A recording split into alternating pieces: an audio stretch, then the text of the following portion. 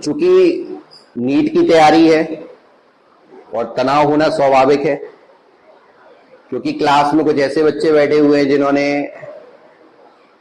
एक साल दिया, दूसरा साल दिया और इस साल फिर से प्रयासरत हैं कि रिजल्ट निकालना ही निकालना है। तो सबसे पहले तो ऐसे विद्यार्थियों को सैल्यूट जो हारने के लिए तैयार ही नहीं है, जिन्होंने मान लिया कि सफलता तो मिलेगी मिलेगी, थोड़ा लेट सही, थोड़ा प्रयास ज्यादा लगेगा, थोड़ा समय ज्यादा लगेगा। और बेसिकली जीतता भी वही है जो हार नहीं मानता है। कई बार ये बोलते हैं कि champions are not supernatural. जो चैंपियन होते हैं वो कोई सुपर नेचुरल नहीं होते। They fight one more time when every other quit. जब दूसरे क्विट कर देते हैं तब भी चैंपियंस लड़ रहे होते हैं, वो एक और स्टेप लड़ रहे होते हैं, ज्यादा लड़ रहे होते हैं। और sometimes second of effort, half of second of effort gives you victory. आधा सेकंड का भी एफर्ट एडिशनल करने से भी कई बार विक्ट्री मिलती है। आप ओलंपिक्स गेम देखिए जहां पर मैराथन होती है, और मैराथन में कई बार आधा नंबर, आधे पॉइंट मतलब या फिर point half of the second में भी नंबर 1 और नंबर 2 का डिसाइड हो जाता है। तो ऐसे विद्यार्थी जो हार नहीं मान रहे हैं, प्रयासरत हैं, वापस से जिन्होंने ये मन बना लिया है कि नहीं वापस से एक बार जंग लड़नी है और जीतने की कोशिश अगेन रहेगी। मेरी वाइफ की एक बहन है जिनका नीट में सिलेक्शन हुआ, उन्होंने 4 ड्रॉप लिए और 5वीं बार वो डॉक्टर, गवर्नमेंट कॉलेज से उन्होंने डॉक्टरी की और right now he is leading good life. Government doctor भी हैं, हस्बैंड भी डॉक्टर हैं उनके, और छतरपुर में उनकी जो है ना वो ऑलरेडी वहां पर है। तो क्या किया उन्होंने, कितनी बार अटेम्प्ट दिया, ये चीज सेकेंडरी हो जाती है, क्योंकि अल्टीमेटली वो जो उन्हें चाहिए था वो उन्हें मिला। थोड़ा प्रयास ज्यादा लगा, थोड़ा टाइम ज्यादा देना पड़ा। इसीलिए आप लोग भी जो वर्क कर रहे हैं, जो प्रयास कर रहे हैं, सबसे पहले तो ये उस पर एक विश्वास रखिए कि अंदर से चट्टान टूट रही है। मैंने एक एग्जांपल्स आपको दिया था, एक बार मैं वापस से रिपीट करता हूं। कल एक पेरेंट्स बैठे हुए थे मेरे सामने, उन्होंने पूछा कि सर आप क्या लेक्चर लेते हो, आप क्या पढ़ाते हो? तो मैंने कहा मैं पढ़ाता नहीं हूं, मैं जगाता हूं। मेरा काम जगाने का है। मेरा काम जो है ना वो सोए हुए बच्चों को जगाने का है, क्योंकि जो जागेगा वही सिलेक्शन देगा, जो सोया हुआ है वो तो कभी सिलेक्शन दे ही नहीं सकता है। और स्वाभाविक है कि सर लोग जैसे फिजिक्स पढ़ाते हैं, हर साल 11th में जो सिलेबस है वो पढ़ाया जाता है, 12th में जो सिलेबस है वही पढ़ाते हैं, नए बच्चे आते हैं, नए बैठे होते हैं, फिर वही रिपीट किया जाता है। तो ऐसे ही मेरा काम है कि मेरी अपनी एक थ्योरी है जो मैं हर साल आके बच्चों को, नए नए बच्चे आते हैं उनको मैं रिपीट करता हूं। और अलार्म का काम तो हमेशा बजना ही होता है। अलार्म का क्या काम होता है? रोज सुबह उठ के, क्यों? क्योंकि आप लोग जाग जाएं। तो वही प्रयास मेरा भी रहता है कि जरूरत जो है वो पहले जगाने की है, जागेंगे तो सिलेक्शन निकाल पाएंगे। तो गुरु और शिष्य की कहानी है कि गुरु जी थे और गुरु जी के सामने एक शिष्य आके बैठ गया और बोला गुरु जी अब पेशेंस खत्म होता जा रहा है, आपने बोला था कि आप जो है ना तपस्या करो और तपस्या के परिणाम आपको सार्थक होंगे, सिद्धि मिलेगी आपको, ठीक है, सामर्थ्य मिलेगा, पर मुझे तो कुछ भी नहीं लग रहा है और मुझे तो ऐसा लग रहा है कि अब विड्रॉ कर लेना चाहिए या फिर इस रास्ते को बदल देना चाहिए। स्वाभाविक है कि गुरु तो गुरु होता है। उसने कहा शिष्य से कि तुझे जो चाहिए वो मिलेगा, जरूर मिलेगा, विश्वास रख। पर शिष्य अड़ियल था, नहीं गुरुजी मुझे तो समझ में नहीं आता है। गुरु ने कहा अच्छा बेटा एक काम कर, ये वज्र रखा है, एक चट्टान रखी है, तू पहले इस वज्र से चट्टान को तोड़ दे, फिर तुझे आज ही सिद्धि मिलने वाली है। तो गुरु का कहना था, शिष्य ने कहा चलो ठीक है गुरु की बात एक बार और मान लेते हैं। और उस चट्टान पे वज्र का प्रहार शिष्य ने चालू कर दिया, अपनी फुल सामर्थ्य से उसने प्रहार करना चालू किया कुछ समय के बाद वो थक गया और थक कर बैठ गया।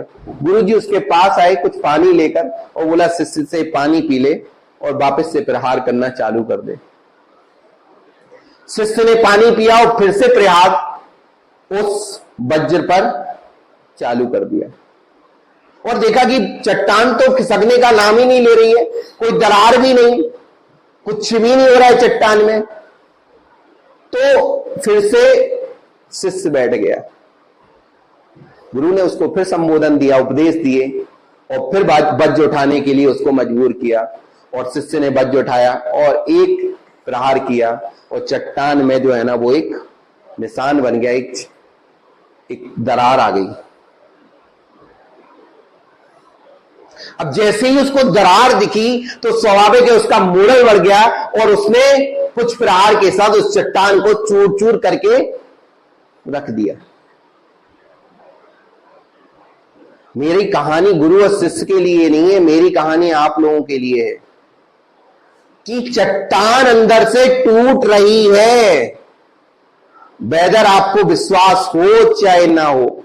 हर प्रहार के साथ, हर अरीना टेस्ट सीरीज के साथ आप चट्टान में को अंदर से कमजोर बना रहे हैं। दरार जब दिखेगी जब हम मॉक टेस्ट की सीढ़ी पर पहुंचेंगे।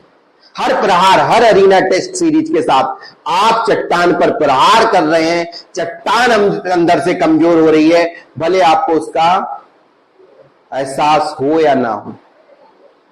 नीट एग्जाम चट्टान थोड़ी मजबूत है क्योंकि हम किस एग्जाम के लिए जा रहे हैं, हम नीट एग्जाम के लिए जा रहे हैं, तो प्रहार भी हमें थोड़े ज्यादा करने होंगे। अरीना टेस्ट आपके सामने एक चट्टान के रूप में खड़ा होता है जिस पर हमें प्रहार करना है और उसको तोड़ना है। आपकी अगली कोशिश वापस से अरीना है। कुछ इंफॉर्मेशन आज मैम ने मुझे दी, श्वेता मैम ने बताया कि अरीना जो 18 तारीख को होना था सर, हम उसको थोड़ा पोस्टपोन कर लेंगे तो ज्यादा बेहतर रहेगा, क्योंकि एग्जाम अरीना जो है वो 18 तारीख को, 19 तारीख को रक्षाबंधन का त्योहार है। मे भी कुछ लोग बाहर भी हों, एक दो बच्चे ऐसे भी हो सकते हैं इनका पढ़ने में मन ना लगे, तो बेसिकली हमने अरीना को 22 तारीख पे शिफ्ट कर दिया। बट इस रक्षाबंधन ये आपकी कोशिश होनी चाहिए कि जब आप, रक्षाबंधन का मतलब है अपने परिवार की रक्षा करना कहीं ना कहीं, तो स्वाभाविक है आप रक्षा तभी कर पाएंगे जब आप सामर्थ होंगे, जब आप कैपेबल होंगे। तो जब भी आप रक्षा सूत्र बांधे या बनवाएं तो इस चीज का ध्यान रखिए कि एक रक्षा सूत्र आप जब बांध पाएंगे जब आप अपना सिलेक्शन देंगे, क्योंकि एक सिलेक्शन से आप वाकई में अपने परिवार की सिक्योरिटी का केंद्र बिंदु बनते हैं। दो तरीके से, एक फाइनेंशियली और दूसरा फिजिकली भी, क्योंकि आप एक डॉक्टर होने जा रहे हैं और स्वाभाविक है आज डॉक्टर इंडस्ट्री ऐसी इंडस्ट्री हो गई है जहां दूसरे डॉक्टर पर विश्वास करने में कहीं ना कहीं संदेह होता है। तो आपके परिवार में अगर आप एक डॉक्टर बन के निकलते हैं तो ये आपकी परिवार में के लिए एक सबसे बड़ा रक्षा सूत्र हो सकता है। तो इस बार रक्षाबंधन का जब आप सूत्र बांधे, रक्षाबंधन का आप सूत्र बनवाएं, तो आपको भी ये दृढ़ संकल्प लेना है इस साल में अपनी फैमिली के लिए एक रक्षा सूत्र भेंट करूंगा और वो नीट के रिजल्ट के साथ ही भेंट होगा। क्लियर बेटा? तो ये आप सबकी कोशिश होनी है। 4 लाइनें बिना बोले मैं जाऊंगा नहीं आप लोगों के सामने। तो बेसिकली मेरी ये कोशिश हो गई है, जब से मैंने एजुकेशन लाइन में ज्वाइन किया है तो मेरी कोशिश होती है कि मुझे पढ़ाना नहीं है बट मुझे जगाना है। तो मैं रोज सुबह उठ के कुछ लाइनें लिखने की प्रयास करता हूं। ताजी ताजी लाइनें हैं तो मेरी डायरी भी मेरे साथ में है, आप लोगों के सामने रखता हूं कि कुछ बार कर कर वो हार कर बैठे, कुछ बार कर कर वो हार कर बैठे, जीत गए हैं वो जो प्रहार कर बैठे, जो किस्मत भरोसे हैं उन्हें किस्मत रुलाती है, थामो दामन मेहनत का तो किस्मत सर झुकाती है, थामो दामन मेहनत का तो किस्मत सर झुकाती है। अब वो बच्चे जिन्होंने नीट में 1 साल पेपर दे दिया और वापस से जंग में आ गए, उनके लिए भी 4 लाइनें लिखी मैंने। माना की कोशिश में मेरी, माना की कोशिश में मेरी, रह गई कोई खामी है। माना की कोशिश में मेरी, रह गई कोई खामी है। हारा नहीं हूं मैं अभी, प्रहार अंतिम बाकी है। हारा नहीं हूं मैं अभी, प्रहार अंतिम बाकी है।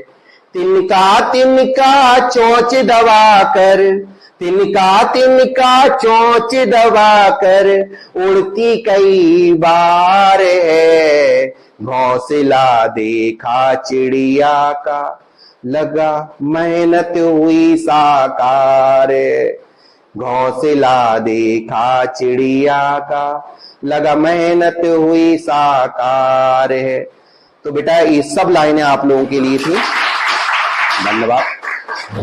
और जो 4 लाइनें जो मैंने अपने हमेशा से आप लोगों के सामने बोलता हूं, देखो मैंने आपको वापस बोला, एक अलार्म की एक अलार्म जो है ना उसका काम बजना होता है। जिंदगी में 4 लाइनें भी अगर आप उतार लोगे अपने जीवन में, और हंसने के लिए तो बिल्कुल वो नहीं है, हंसना है लोगों के सामने अटल बिहारी वाजपेयी की जो मैं हमेशा जब भी मैं भी डिमोटिवेट होता हूं तो हमेशा पढ़ता हूं और आप लोगों के सामने भी रखता हूं ये लाइनें कि क्या हार में क्या जीत में, क्या हार में क्या जीत में, किंचित नहीं भयभीत में।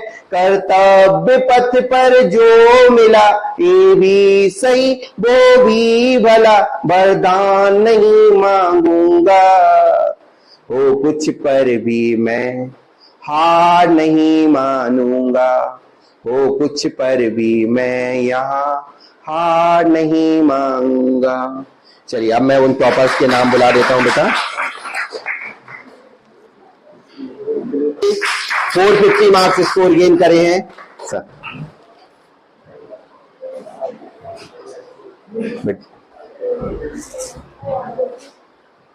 तालियों की गड़गड़ाहट थोड़ी जोरदार होनी चाहिए। अच्छा,